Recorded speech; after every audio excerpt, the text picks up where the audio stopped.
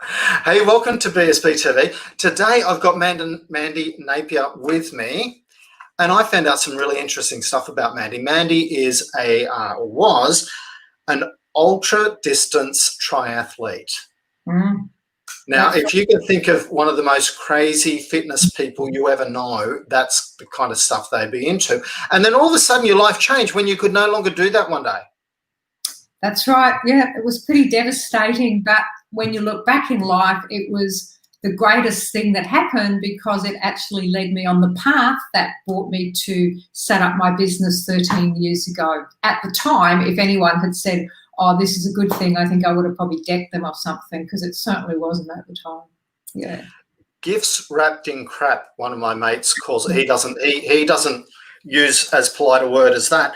I like that. But you help people with overcoming, with helping them with that transformation, helping them with that mindset and that mind shift that they need to actually take things in their stride far greater.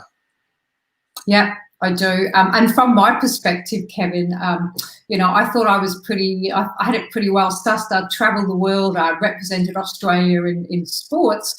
And then when my life fell apart, I realised that there were quite a lot of things that weren't working.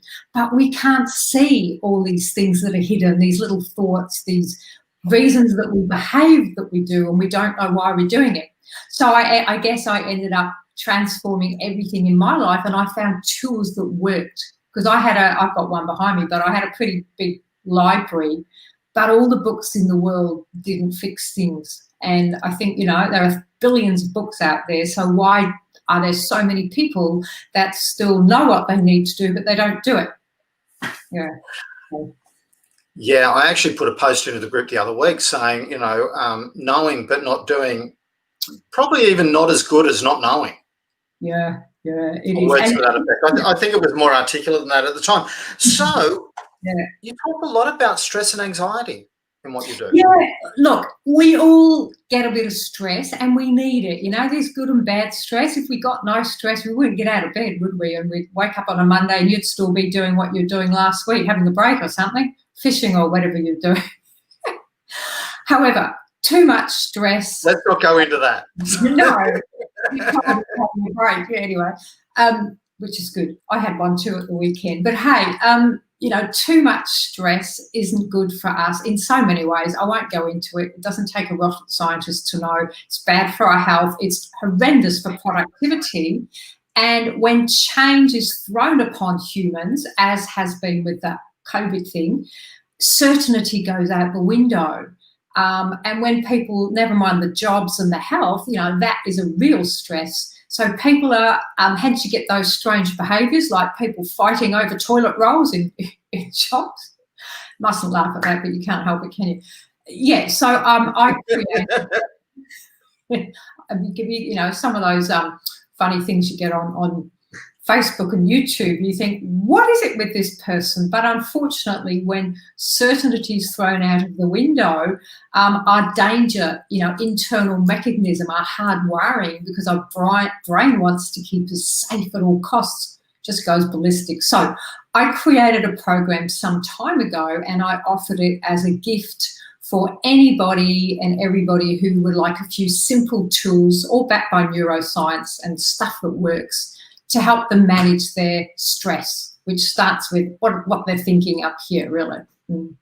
Cool. Now you've got you've typed that URL in ready to share, haven't you? I'm going to get you to share that now, and you'll see where it does. Sometimes it gets blocked while we're mid talk, but you've got 3 quick steps to help people both reduce their stress and anxiety and get on that straight and narrow, get back on that straight and narrow, yeah? Yeah, look, it's really simple. It comes down to 3 things, and they're all related to our 3 intelligences, head, heart, gut. So the first thing is get clarity about what you want. Now, if someone's lost their job and they're struggling, it may just be making a plan about one thing they're going to do today and finding a reason and a purpose. So when you have a bit of clarity, it's like you can see through the fog, because when we're stressed, we're in this big fog and you can't see anything.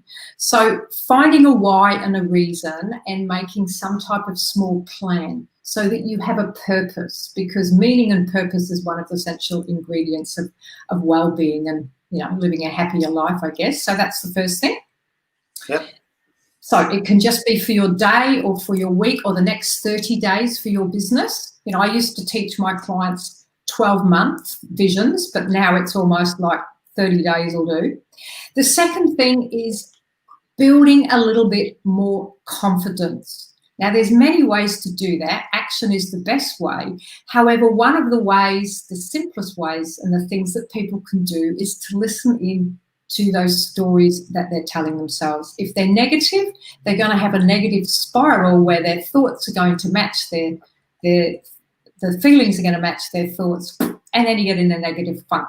So we do have control over what we say to ourselves. And it doesn't mean you've got to go, oh, I'm happy, I'm positive, when you're not, because that's a load of boo-hoo. It's changing your focus towards possibility and solution, which changes the way you feel, which will then impact what you do. Sounds so simple, but, you know, it takes a bit of effort. But, hey, anything worth getting in life, unfortunately, it usually takes a bit of effort. Hey, otherwise everybody would be doing it. Exactly, yeah. And the last thing, which most humans are not brilliant at, I put my hand up for once upon a time, not always being consistent, consistency. Make yourself a plan, and even if you do one tiny thing every day, be consistent with it. The biggest thing we have to do as humans is prove to ourselves that we're reliable, that we do the things we say we'll do, and that is the simplest way to create habits, and habits sit at the foundation of all our success in our life.